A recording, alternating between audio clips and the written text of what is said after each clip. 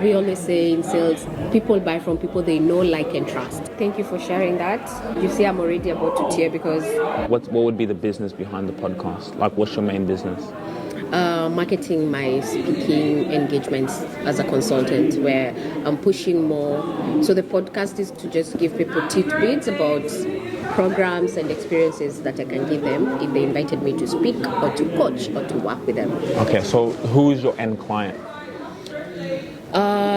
That would be individuals, specific one-on-one individuals who are probably in sales and marketing. Mm-hmm. That would also be early start business people who are just setting up their businesses and they are, what do I do? And they're feeling a bit lost. So you want to help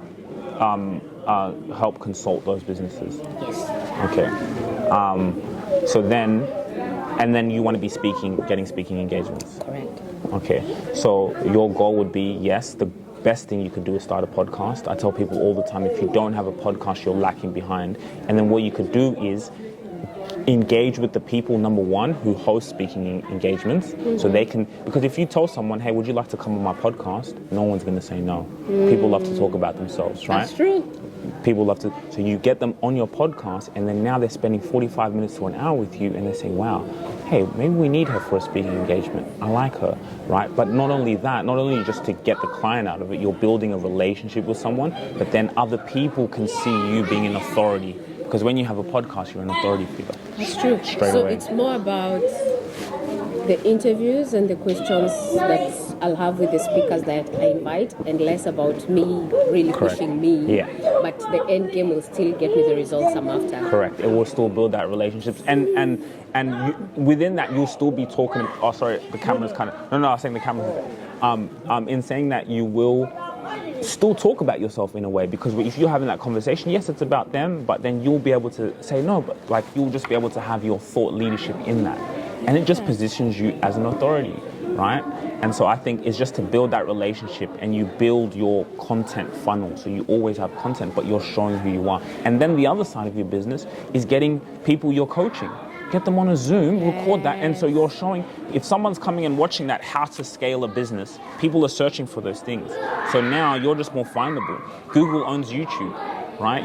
People can listen to it. They're on their car and they're trying to start their business. They can go to your podcast because they know she's the one who helps startup founders build their business. I love that. And then you're showing yourself how. So if someone's listening to or watching it and they build a relationship with you, they're like, if she's giving all that for free, what about if I paid her? So you use your podcast. Now they see the value in when you give a quote. They understand it's worth. Exactly. Whatever quotation you're giving them, it's worth. It's worth it, and they trust you already. They listen to you. Yes, because we always say in sales, people buy from people they know, like, and trust. Yeah. So I've already done that with the podcast, where I've let them get to know a bit about myself, to like me and to trust me based on how I deliver. And my question to you would be, how frequent should you have episodes? Daily, weekly, once a week, twice a week?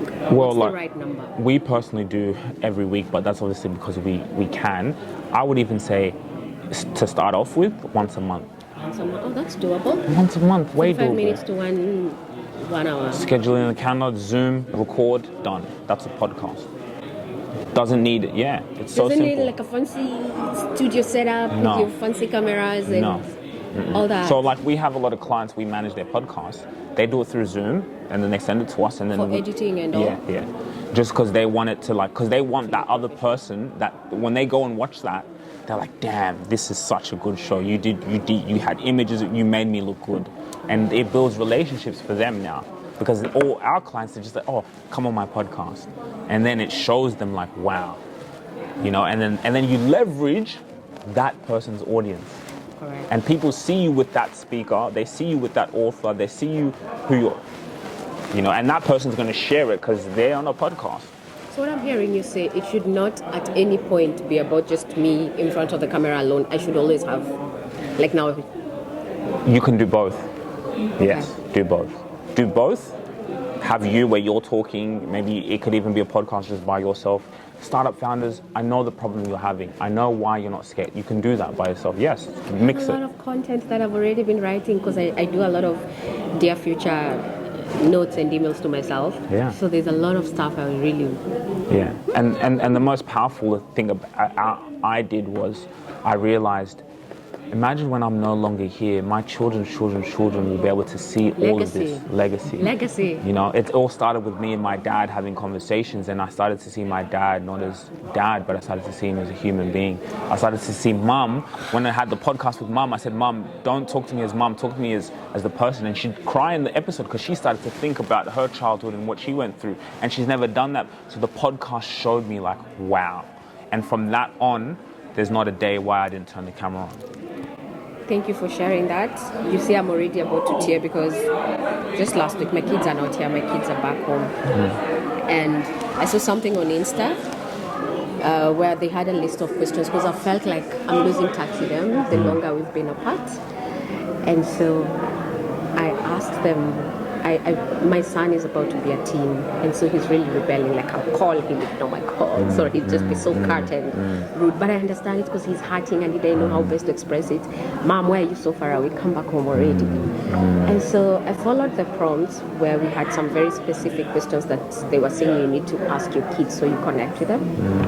And I was mind-boggled by the responses my son gave me. I think as a working mom, how do we let more people, how do I put my voice out there? Okay. And I guarantee you, if you have a podcast, your son will watch it, and then he will start to see, I know why my mom's not here. I can see her purpose. And you can even still be able to show that love. You'll be having conversations, be like, I have children, through the guest, Have you had your lunch? No, I haven't. And also, let me let you eat as well. Yes. If you really enjoyed this video, make sure to click here, and I'm sure you're going to love that one.